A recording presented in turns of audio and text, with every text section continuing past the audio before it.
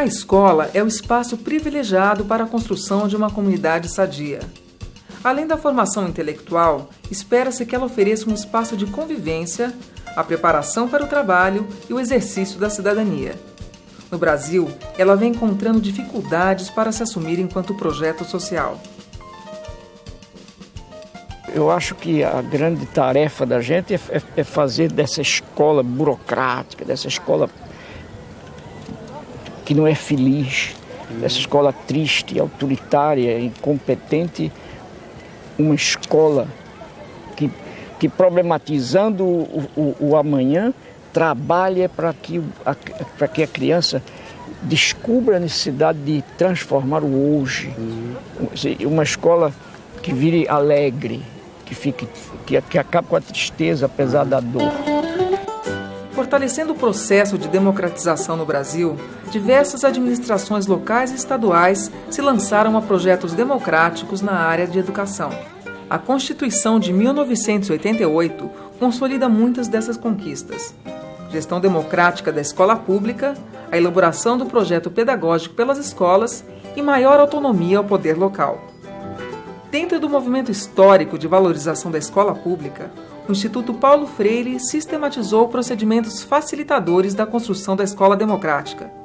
Uma escola aberta à sua sociedade, que combate a exclusão social e procura atender ao aluno de forma integral. Uma escola cidadã. Há 30 anos atrás, como intelectual, eu falava da necessidade teórica disso. Mas essa coisa não podia existir como projeto. Então, não é possível separar essa experiência que você tem hoje com seus companheiros aqui, nessa experiência de uma escola alegre nas férias de 15 dias, 20 dias, não é possível separar isso da luta histórica desse mangue, entende? Quer dizer, se não fosse a briga de 30 anos atrás, essa escola não existiria hoje. Eu acho que a reflexão do Paulo, além de sintetizar o que é uma escola em si mesma, ele coloca essa escola cidadã em si mesma, ele coloca a perspectiva histórica dessa escola. Ele insere a escola cidadã como projeto dentro de um contexto sócio-histórico de renovação da educação no Brasil e no mundo, não é só no Brasil. Eu queria dizer que ao lado desse movimento, porque há um movimento pelas escolas cidadãs no país, que não necessariamente precisa levar esse nome, não é? Os nomes podem variar, por isso que são cidadãs essas escolas, né?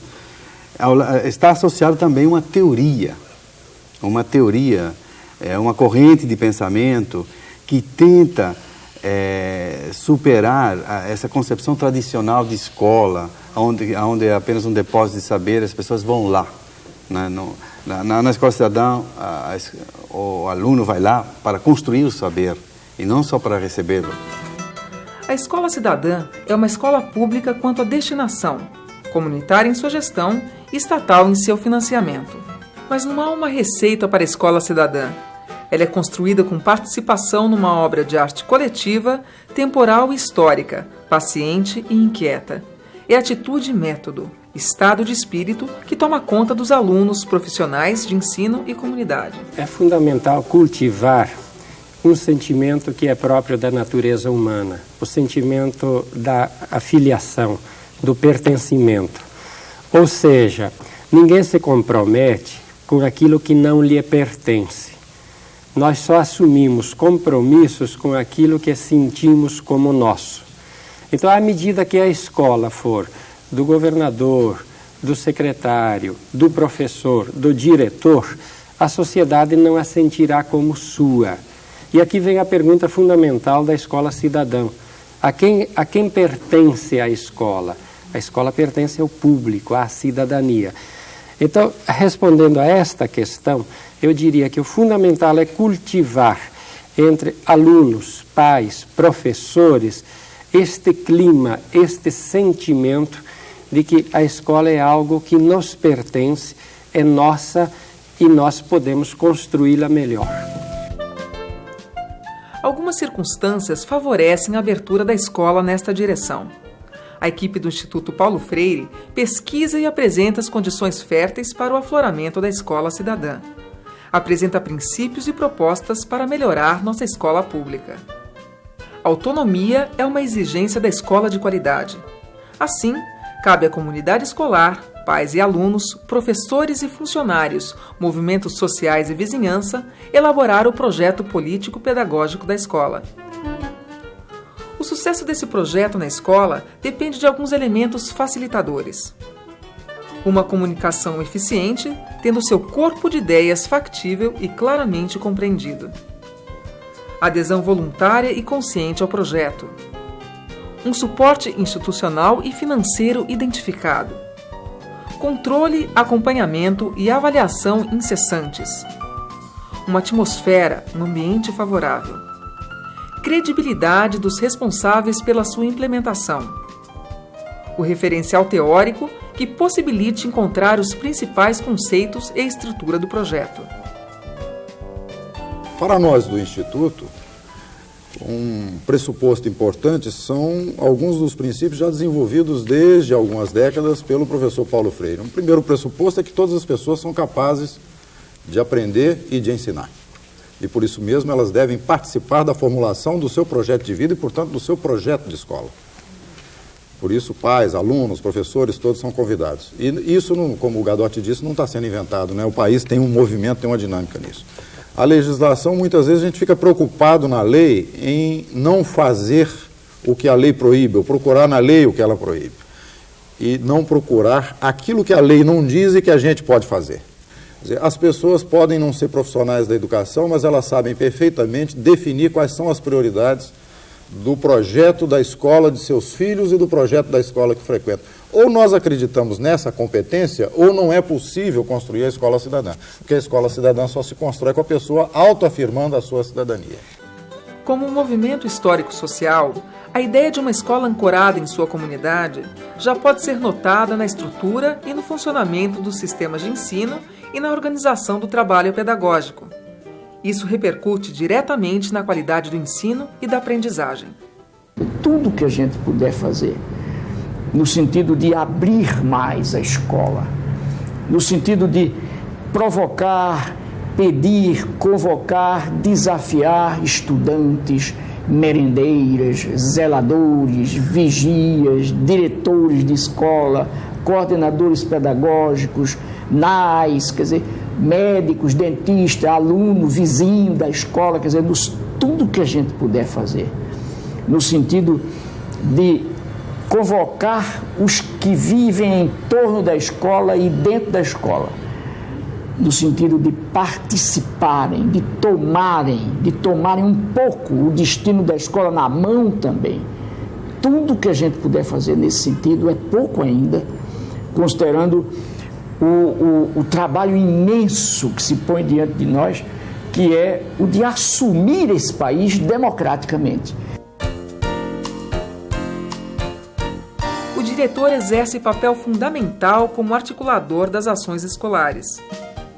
É considerando a competência técnica, a liderança democrática e o compromisso político com a população que a comunidade irá escolher seu diretor. Algumas coisas que nós não compramos e gastamos o dinheiro previsto. O diretor, na verdade, ele é um profissional que deve manejar as contradições e contrariedades na escola numa perspectiva de se obter o mínimo de consenso para que a escola possa funcionar.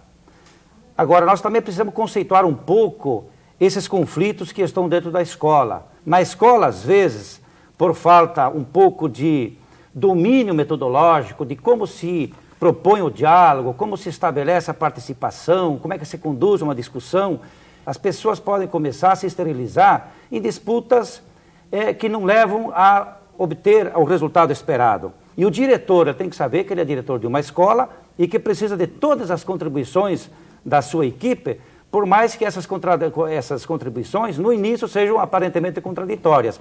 Mas ele é o elemento da síntese e da reconciliação, às vezes, mas ao final da união. Infelizmente, a eleição direta para diretor não está regulamentada em nível nacional e sofre constantes intervenções de autoridades do executivo de perfil centralizador ou autoritário. O conselho de escola é um dos momentos, é um dos meios de que a gente pode se servir, se é que eu posso usar esse verbo, nessa luta pela democratização da escola e pela democratização do ensino no Brasil. Os conselhos de escola devem ser o coletivo instituinte da unidade escolar. Uma representação política que traz a visão de seu segmento para um fórum de decisões.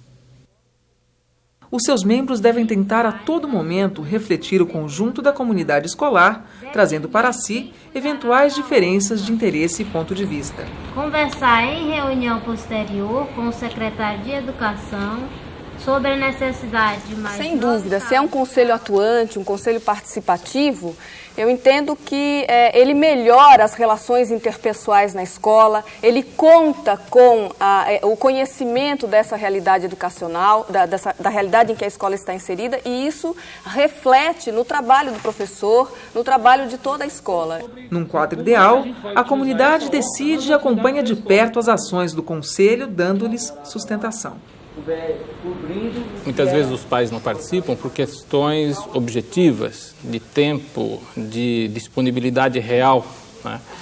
Mas também creio que a própria dinâmica da escola muitas vezes não abre, não amplia os canais de comunicação e de acolhimento dos pais na vida escolar. E, por exemplo, o considerar os pais como educadores, como sujeitos atores da educação dos seus filhos, e a escola e os professores como parceiros desse processo educativo. No Brasil, a educação sempre foi imposta de cima para baixo. A transformação da escola passa pela mudança da mentalidade ao planejar as ações em educação. Em vez de mandar, o executivo ouvirá o que se passa nos órgãos representativos da sociedade e implementará mudanças. O planejamento socializado ascendente pretende ser a quebra da espinha dorsal do planejamento centralizado descendente, ou seja, ir contra essa forma tradicional de planejar. Em palavras mais simples, nós partiríamos da sala de aula. O planejamento da escola nada mais deveria ser do que o planejamento consolidado das salas de aula. O planejamento das escolas, por sua vez, seriam consolidados no planejamento do conjunto de escolas de um município. O conjunto de escolas de um município, ou o conjunto dos municípios com seus planos municipais, consolidariam no plano estadual e assim por diante até chegar a um plano nacional. Quer dizer, o governo federal não tem que inventar nada, o governo estadual não tem que inventar nada, o governo municipal não tem que inventar nada, a escola não tem que inventar nada. Tem que consolidar aquilo que vem como proposta da base que começa na sala de aula. É na sala de aula que se dão as relações de ensino-aprendizagem fundamentais. Nós, professores de Pires do Rio, gostaríamos de saber como planejar nessa linha socializada ascendente, se já recebemos previamente currículos com tempo específico a ser cumprido. Esse processo de construção de um planejamento a nível da escola, da unidade escolar, envolvendo professores, alunos, pais, lideranças comunitárias, é algo que vem se afirmando no Brasil ao longo dos últimos 15 ou 20 anos com maior ênfase.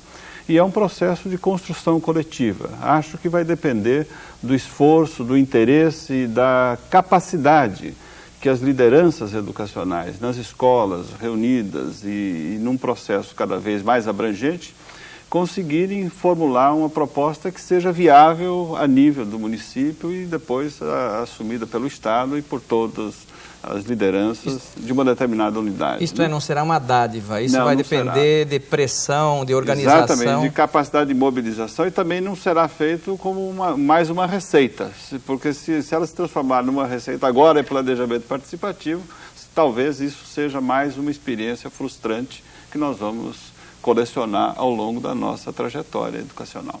A escola burocrática tende a ser uniformizadora. Ao contrário, a escola cidadã, libertadora, valoriza a diversidade.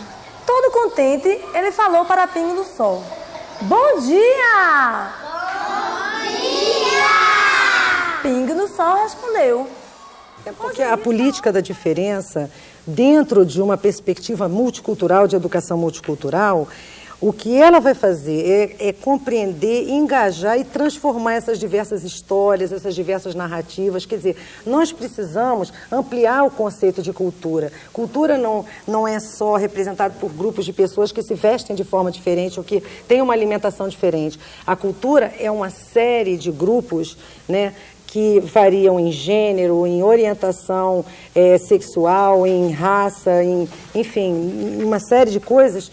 E que, quer dizer, todas essas coisas estão juntas nessa efervescência social e nós precisamos saber como articular essa efervescência cultural. O Instituto Paulo Freire desenvolveu uma metodologia aplicada em base cartográfica que organiza informações referentes à escola, aos alunos e à comunidade. Junto com a etnografia da escola, formam um conjunto de procedimentos e métodos que possibilitam a realização do autorretrato da escola e da comunidade de forma participativa e ascendente.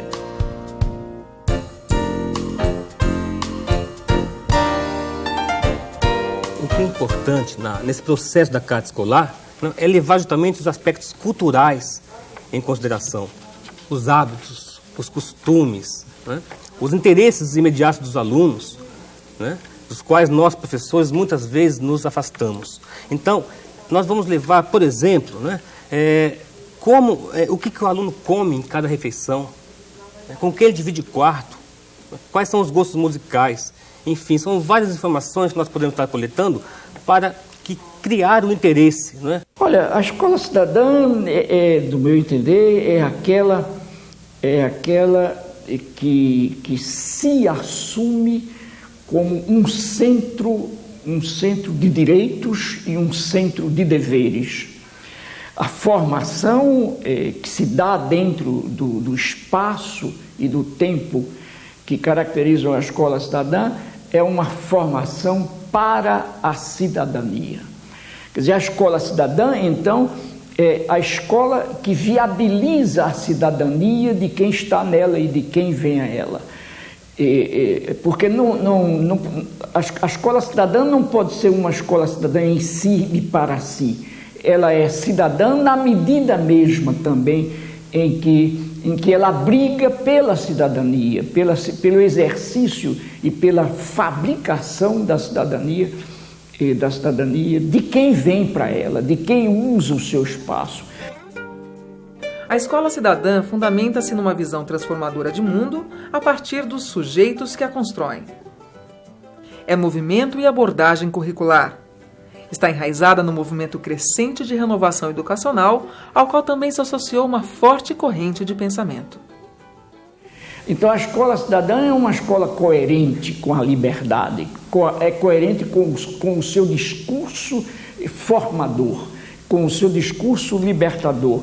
Em outras palavras, a escola cidadã é aquela que, brigando para ser ela mesma, viabiliza ou luta para que os educandos e educadores também sejam eles mesmos. E como ninguém pode ser só, a escola cidadã é uma escola de comunidade, quer dizer, é uma escola de companheirismo, é uma escola de produção comum do saber e da liberdade. Mas é uma escola que não pode ser jamais licenciosa, nem jamais autoritária. Quer dizer, é uma escola que vive a experiência tensa da democracia, que, em outras palavras, implica a experiência tensa, contraditória, permanente entre autoridade e liberdade.